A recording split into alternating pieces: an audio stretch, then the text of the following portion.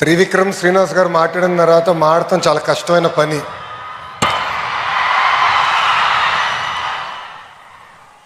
Today marks a proud and historical moment. We are here to celebrate the 100 glorious years of Andhra University, a great institution of learning. Andhra university ఒక institution మాత్రమే కాదు, అలాంటి వాళ్ళకి ఒక emotion. It lives in the hearts of generations. It is my privilege to extend a warm welcome to our Honorable Vice President of India, C.P. Radhakrishnan Garu. Sir, your life of service, integrity continue to inspire next generation leaders. I also extend a heartfelt welcome to the Honorable Governor of Andhra Pradesh and our beloved Chancellor, Sri S. Abdul Nazir Garu. Sir, your guidance to me personally means a lot. Your support has really enabled us to transform our state universities. And I'm equally privileged to have with us a legend who lives in the hearts of millions, Shri Sachin Tendulkar ji, a symbol of discipline, dedication and excellence. From the first time I've met you to meeting you again today here, your support to Andhra Pradesh and your motivation to lead from the front means a lot to me personally, sir. And there is another legend amongst us, that is none other than our Honorable Chief Minister, Shri Nara Chandrababu Naidu Garu, whose vision continues to inspire next generation leaders like me and to the youngsters sitting in front of us. And your strength is our foundation for the future of education. And I've always been told to treat people the way you want to be treated, especially when they are in trouble.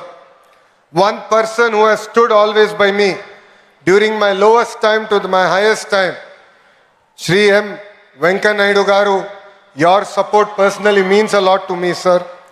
And Honorable Governor of Odisha, Shri Haribabu Garu. And I also extend my warm greetings to all the dignitaries on the dais, esteemed alumni, faculty in front of me, and my dear students. 2014లో రాష్ట్ర విభజన జరిగింది. కట్టుబట్టలతో మెడబట్టి మనందరినీ బయటికి గెంటేశారు. రాజధాని ఎక్కడ ఉండాలో చెప్పలేదు. ముఖ్యమంత్రి గారు కూర్చునే కనీసం కుర్చీ లేని పరిస్థితి. సచివాలయం లేదు, అసెంబ్లీ లేదు. అలాంటి పరిస్థితుల్లో మనం మన ప్రయాణం ప్రారంభం చేశాం. కానీ ఆ రోజు మనకి 2 బ్రాండ్లు వచ్చినాయి. ఒకటి ఆంధ్ర యూనివర్సిటీ, రెండోది మన బ్రాండ్ చంద్రబాబు నాయుడు గారు. ఇక్కడున్న మీ అందరు తెలుసు, ఆ రోజు తొలి క్యాబినెట్ మీటింగ్ ఆంధ్ర యూనివర్సిటీలో మనం ఏర్పాటు చేసుకుంటాం జరిగింది. అంతెందుకు భాష ప్రయుక్త రాష్ట్రాలు ఏర్పడినప్పుడు తొలి అసెంబ్లీ సమావేశాలు కూడా ఆంధ్ర యూనివర్సిటీలోనే ఏర్పాటు చేసుకుంటాం జరిగింది. ఆంధ్ర యూనివర్సిటీ ఒక పేరు మాత్రమే కాదు, 100 ఏళ్ల చరిత్ర. స్వాతంత్రం వచ్చే ముందల తెలుగు ప్రజలు పోరాడి ఆంధ్ర యూనివర్సిటీ సాధించుకుంటాం జరిగింది. మన యూనివర్సిటీ అనేక రికార్డులు సాధిస్తాం జరిగింది. భారతదేశంలోనే వన్ ఆఫ్ ద ఓల్డెస్ట్ యూనివర్సిటీగా ఈరోజు మన ముందల నిలబడుతుంది. భాష ప్రయుక్త రాష్ట్రాల కోసం మనం ఆనాడు పోరాడితే ఆంధ్ర రాష్ట్రం ఏర్పడింది. అదేవిధంగా తెలుగు ప్రజల కోసం ఆంధ్ర యూనివర్సిటీ మనం ఏర్పాటు చేసుకుంటాం జరిగింది. నేను కార్నిగీ మెలన్ స్టాన్ఫర్డ్లో చదివిన వాడిని. కానీ ఈరోజు మిమ్మల్ని అందరూ చూస్తే అసూయపడుతున్నా, ఇక్కడ ఆంధ్ర యూనివర్సిటీలో చదువుంటే ఎంత బాగుండేదని. పక్కనే విశాఖ బీచ్ రోడ్, అద్భుతమైన ఫ్యాకల్టీ. అంతెందుకు ఆంధ్ర యూనివర్సిటీ స్టూడెంట్స్ జోషే ఈరోజు అదిరిపోతాం జరుగుతుంది. మీ జోష్ చూసిన తర్వాత మీకోసం ఇంకా కష్టపడాలి, పని చేయాలి. రాబోయే 100 సంవత్సరాల చరిత్ర మనందరం కలిసికట్టుగా సృష్టించాలని ఈ సభాముఖంగా కోరుతున్నాం. డాక్టర్ బిఆర్ అంబేద్కర్ గారు once said, cultivation of minds should be the ultimate aim of human excellence. Andhra university చరిత్ర వెనుక ఎంతో మంది త్యాగం ఉంది, ఎంతో మంది పోరాటం ఉంది, ఎంతో మంది కష్టం ఉంది. సిఆర్ రెడ్డి గారు మొదటి వైస్ ఛాన్సలర్గా ఒక క్లియర్ డైరెక్షన్ ఆయన మనకు అందిస్తాం జరిగింది. దాని తర్వాత డాక్టర్ సర్వేపల్లి రాధాకృష్ణ గారు వైస్ ఛాన్సలర్గా కూడా పనిచేస్తాం జరిగింది. ఆయన విజన్, ఆయన స్పీడ్, ఆయన కమిట్మెంట్గా ఈరోజు ఆంధ్ర యూనివర్సిటీ ఈ స్థాయికి వస్తాం జరిగింది. ఎంతోమంది దాతలు ఆంధ్ర యూనివర్సిటీ అభివృద్ధి కోసం సహకరిస్తాం జరిగింది. ఎంతోమంది vice chancellor Andhra university development కోసం కృషి చేశారు. వైస్ ఛాన్సలర్స్కి విజన్ ఉంటేనే ఆంధ్ర యూనివర్సిటీని మనం ముందరికి తీసుకెళ్తాం. యూనివర్సిటీని జనరల్గా విశ్వవిద్యాలయాలు అంటారు, కానీ మన ఆంధ్ర యూనివర్సిటీని ఆంధ్ర విశ్వ కళా పరిషత్ అంటారు. It is a blend of pure academics along with fine arts. దీనికే బెస్ట్ ఎగ్జాంపుల్ త్రివిక్రమ్ శ్రీనివాస్ గారు. మన ఆంధ్ర యూనివర్సిటీ నుంచే ఎంఎస్సి న్యూక్లియర్ ఫిజిక్స్లో గోల్డ్ మెడల్ సంపాదించి ఏకంగా ఒక ఫేమస్ మూవీ డైరెక్టర్ అవుతాం జరిగింది. ఆంధ్ర యూనివర్సిటీ ఎంబలం దగ్గర నుంచి కోర్సుల వరకు అన్నీ ఒక స్పెషలే. హైయర్ ఎడ్యుకేషన్లో డిఫరెంట్ ప్రోగ్రామ్స్ అందిస్తుంది మన Andhra university. AU has 68 academic departments with 7 constituent colleges offering 121 undergraduate and postgraduate programs along with other research programs available. AU has 304 affiliated colleges with 85,000 wonderful students, including 1,050 foreign students coming across 56 countries. Andhra university ఆంధ్రప్రదేశ్కి మాత్రమే కాదు, భారతదేశానికే గర్వ కారణం. Andhra university గత 2 ఏళ్ళుగా అనేక ర్యాంకులు కూడా సాధిస్తాం జరుగుతుంది. ISO సర్టిఫికేషన్ కానివ్వండి, NAC A++ కానివ్వండి, NRF 2025లో one of 4th best state యూనివర్సిటీగా కూడా మనం సాధించుకున్నాం. But I will be happy as an education minister only when Andhra University is among the top 3 universities in India and among the top 100 in the world.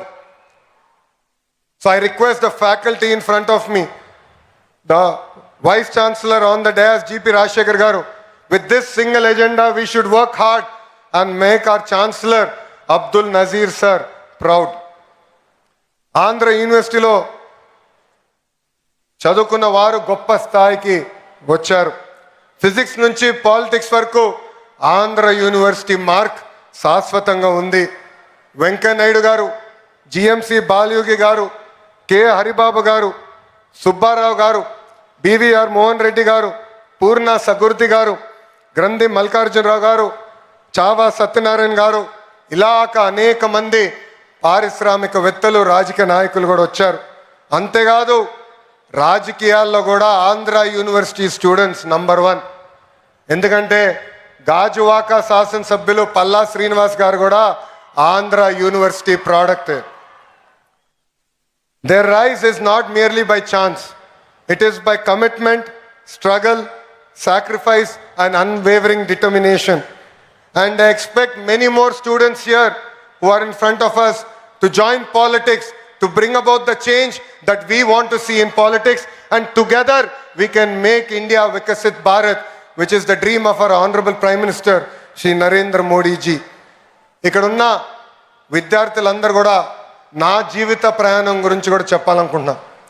కార్నిగి మెలన్లో చదివా, స్టాన్ఫర్డ్కి వెళ్ళాను, దాని తర్వాత world బ్యాంక్లో పనిచేసా, హెరిటేజ్లో కూడా ఎగ్జిక్యూటివ్ డైరెక్టర్గా ఉన్నా. ప్రజలకి సేవ చేయాలని ప్రత్యక్ష రాజకీయాల్లో 2013లో వచ్చా. వేదికమైన గౌరవ ముఖ్యమంత్రి గారి ఆశీస్సుల మేరకు నేను పంచాయతీరాజ్ గ్రామీణాభివృద్ధి శాఖ మంత్రిగా కూడా పనిచేశా. 2019లో ఎప్పుడు గెలవని నియోజకవర్గంలో పోటీ చేసి గెలవాల లక్ష్యంతో నేను ప్రయాణం ప్రారంభించా. 5300 ఓట్లతో నేను ఓడిపోయా. మొదటి రోజు బాధ ఆవేదన కలిగింది, కానీ అది నా రెండో రోజు నుంచి నాలో కసి పెంచింది, పట్టుదల పెంచింది. అక్కడనే మళ్ళీ పోటీ చేశా. ప్రజల ఆశీస్సు మేరకు 91,000 మెజార్టీతో గెలిచి శాసనసభకి వెళ్తాం జరిగింది. ఇది ఇక్కడ ఉన్న మీ అందరికి ఎందుకు చెప్తున్నానంటే, if there is no risk, there is no story. On the dais, you see eminent personalities who have achieved great things in their lives. But they are here today because they have sacrificed a lot. They face tremendous amount of challenges. So all the youngsters in front of me, every failure is a stepping stone for success. I have redefined fail. It is our first attempt in learning. We should take this in spirit. It should build fire in our belly, and we should go achieve what we want to achieve in our lives. AU 100 ఏళ్ల ప్రయాణం పూర్తి చేసుకుంది. కాలం మారుతుంది, టెక్నాలజీలు కూడా మారుతున్నాయి. అందుకే vice chancellor గారి ఆధ్వర్యంలో మన కరికులంలో కూడా మనందరం మార్చుకోవాల్సిన అవసరం ఉంది. ఇండస్ట్రీ కనెక్ట్ కూడా చాలా చాలా అవసరం. గౌరవ ముఖ్యమంత్రి గారు ఈ సమావేశానికి వచ్చే సమయంలో కూడా ఆయన డిపార్ట్మెంట్ రివ్యూ చేసి చాలా స్పష్టంగా చెప్పారు, ఇండస్ట్రీ అకాడమియా కనెక్ట్ అవసరం ఉంది. కేవలం క్లాసెస్లో చదువుకుంటాం కాదు, కనీసం 1 సంవత్సరం అన్న ఫీల్డ్కి వెళ్ళాలి, వాస్తవాలు తెలుసుకోవాల్సిన అవసరం పిల్లలందరిపైన ఉందని చెప్తాం జరిగింది. అది నేను డైరెక్షన్ నేను స్వీకరిస్తున్నా. తప్పనిసరిగా ఆ మార్పు కూడా మేము తీసుకొస్తామని గౌరవ ముఖ్యమంత్రి గారికి నేను తెలియజేస్తున్నా. మనందరం చూస్తున్నాం, 4 సంవత్సరాలు మీరు అద్భుతంగా కష్టపడి చదువుకుంటారు, కానీ ఉద్యోగాలు వచ్చేదానికి కొంచెం ఇబ్బంది పడతారు. తర్వాత స్కిల్ డెవలప్మెంట్ అని కరెక్ట్గా 4 నెలలు మీరు అక్కడికి వెళ్ళిన వెంటనే నేర్చుకున్న వెంటనే మీకు ఉద్యోగాలు వచ్చే పరిస్థితి. ఇదే అంటారు స్కిల్ గ్యాప్. దీనికి ఫుల్ స్టాప్ పెట్టాల్సిన బాధ్యత మా అందరిపైన ఉంది. దానికి మేము అహర్నిశలు కష్టపడతామని ఈ సభాముఖ పిల్లలందరికీ మేము తెలియజేస్తున్నాం. అతి చిన్న వయసులో నన్ను విద్యాశాఖ మార్చులుగా గౌరవ ముఖ్యమంత్రి గారు నియమించారు. నేను విద్యాశాఖ మంత్రి అవుతున్నానంటే చాలామంది నాకు చెప్పారు, అది కఠినమైన పోర్ట్ఫోలియో, మీకు అవసరమా అని. అందుకే కావాలి, భారతదేశ చరిత్ర తిరిగి రాయాలంటే మా పిల్లలే తిరిగి రాయగలుగుతారు. అందుకే ఈ ఛాలెంజ్ని నేను స్వీకరిస్తున్నానని చెప్తాను జరిగింది. ఇంకా మార్పులు తీసుకురావాలి, నిధులు కేటాయించాలి. కేవలం ఇన్ఫ్రాస్ట్రక్చరే కాదు, పర్మనెంట్ ఫ్యాకల్టీ కూడా ఏర్పాటు చేయాల్సిన అవసరం ఉంది. గౌరవ ముఖ్యమంత్రి గారు నాకు చెప్పారు, పెండింగ్లో ఉన్న అన్ని పోస్టులు యుద్ధ ప్రాతిపదికంగా భర్తీ చేయాలని ఈ సభాముఖ హామీ ఇస్తున్న. రాబోయే సంవత్సరంలో భర్తీ చేసి మళ్ళీ మీకు కంపడతామని ఈ సభాముఖంగా గౌరవ ముఖ్యమంత్రి గారు కూడా తెలియజేస్తున్నాం. భారతదేశంలో హైయర్ ఎడ్యుకేషన్ పైన ఎక్కువ శ్రద్ధ పెట్టాలని గౌరవ ప్రధానమంత్రి శ్రీ నరేంద్ర మోడీ గారు చెప్తున్నారు. రీసెర్చ్ని పెద్ద ఎత్తున ప్రోత్సహించాల్సిన అవసరం ఉంది. ఒక్కొక్క యూనివర్సిటీ ఒక సబ్జెక్ట్ మీద స్పెషలైజ్ అయితేనే ఎకో సిస్టమ్ మొత్తం ఏర్పడడానికి అవకాశాలు ఉంటాయని కూడా మనందరూ తెలిసిన విషయమే. ఉత్తరాంధ్ర ఆంధ్ర రాష్ట్రానికి ఒక ఎకనామిక్ ఇంజిన్గా మారబోతుంది. రేపు గూగుల్కి డేటా సెంటర్కి మనం శంకుస్థాపన వేయబోతున్నాం. ఈ గడిచిన 6 నెలల్లో ఆర్సిల్లర్ మిత్తల్ ప్రాజెక్ట్ ఇక్కడ ప్రారంభించాం. నిన్నగాక మొన్న గౌరవ ముఖ్యమంత్రి గారి చేతుల మేరకు ఒక ఇంగాట్ సోలార్ సెల్ మ్యానుఫ్యాక్చరింగ్ ఫెసిలిటీ కూడా మన శంకుస్థాపన చేస్తాం జరిగింది. సో వాళ్ళకి కావాల్సిన కరికులం ఇవన్నీ ఏర్పాటు చేసే బాధ్యత ఆంధ్ర యూనివర్సిటీ తీసుకోవాలని ఈ సభాముఖంగా వైస్ ఛాన్సలర్ గారిని కోరుకుంటూ, ఈ సభాముఖంగా గౌరవ ముఖ్యమంత్రి గారిని కూడా ఒక విషయం కోరాలని కోరుతున్నా, ఒక కోరిక కోరుతున్నా. అడగంది అమ్మ కూడా పెట్టదంటారు సార్. అందుకే ఆంధ్ర యూనివర్సిటీకి కనీసం 250 కోట్ల నిధులు కేటాయించి రీసెర్చ్ని పెద్ద ఎత్తున ప్రోత్సహించాలని ఈ సభాముఖంగా గౌరవ ముఖ్యమంత్రి గారిని నేను కోరుకుంటున్నాను. అంతేకాకుండా ఇక్కడ ఉన్న ఫ్యాకల్టీని, వైస్ ఛాన్సలర్ గారిని నేను గతంలో కలిసినప్పుడు చెప్పా, రాబోయే 100 సంవత్సరాలకి మనం ఒక విజన్ డాక్యుమెంట్ తయారు చేయాలి. దాంట్లో ఎవ్రీ 5 years మన విశ్వవిద్యాలయ ఏం సాధించాలనేది చాలా స్పష్టంగా ఉండాలి, కేపీఐస్ ఉండాలి. అది రూపొందించి మన స్టూడెంట్స్ సెనెట్ ముందలు పెట్టి వాళ్ళ ఫీడ్బ్యాక్ కూడా తీసుకుని రాబోయే 100 సంవత్సరాలు విజన్ డాక్యుమెంట్ తయారు చేయాలని ఈ సభ ముఖంగా మిమ్మల్ని అందరూ కోరుకుంటూ, నాకు ఇంత అద్భుతమైన అవకాశం ఇచ్చిన మీ అందరికీ పేరు పేరున నా హృదయపూర్వక ధన్యవాదాలు తెలుపుకుంటూ మీ అందరి దగ్గర నుంచి సెలవు తీసుకుంటున్నా. జై హింద్. అందరు నాతో చెప్పాలి, జై హింద్, జై హింద్. Thank you.